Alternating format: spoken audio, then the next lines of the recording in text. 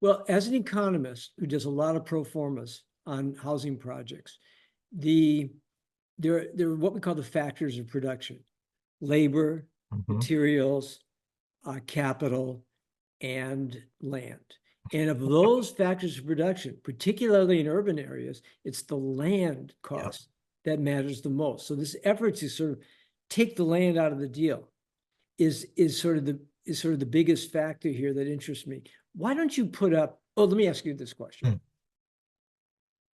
Mm. Tell me how you got this idea. What were you looking at? So, really what I was trying to figure out is how do we build for sale homes, again, that are not as expensive as the traditional $1 million home. And, I started to really understand that 5,000 square feet of land is a lot of land. In fact, it's the size of a basketball court.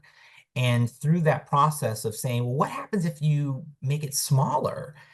Common sense, then you buy less land. And that's the journey that we need to engage in going forward. And then the next question is, because a lot of people have never seen this on the West Coast, well, how much can you put on 1,000 square feet of land? You certainly can't put a big home. You have to make a small home, and that's not necessarily true.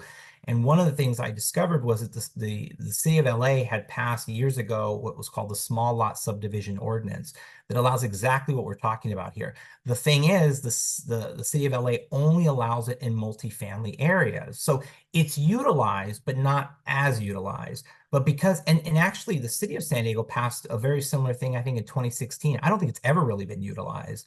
But because LA is so big and folks try different things, what I found in LA was that architects and others were really kind of interested in this idea and this product. And so they built accordingly. And so there are products that we can see in LA that give us a feel. Because the other thing folks, all San Diegans are aware of is we tried to do this with Ray Huffman and others.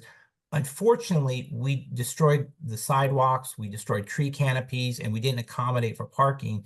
And what I saw in LA was the opposite. The sidewalk was intact. The tree canopy was still there. What you had as a driveway, one ingress and egress was still the same. The parking was on the premises. So for all intents and purposes, if you were just walking down the street, you would not really know what was there. But if you really look closely, you'd see 4 families living where one family was living, and living not in 1,000 square feet, but living in a 2,000 square foot home, which has all the amenities of a home. It just, like you said, it doesn't have a front yard and it doesn't have a backyard. But again, if we can show families what this looks like and what the cost is, then we can go backwards and we can say, oh, you want that front yard? Well, this is what the cost will be. Oh, you want that backyard? This is what the cost will be.